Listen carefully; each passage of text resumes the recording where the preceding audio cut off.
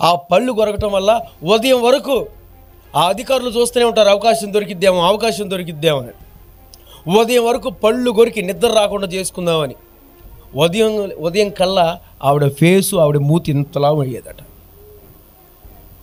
ఎందుకమ్మా ఇంత శ్రమ అంటే, నా దేహం దేవుని వశం అవ్వాలి, ఈ దేహం దేవుని గణపరచాలి.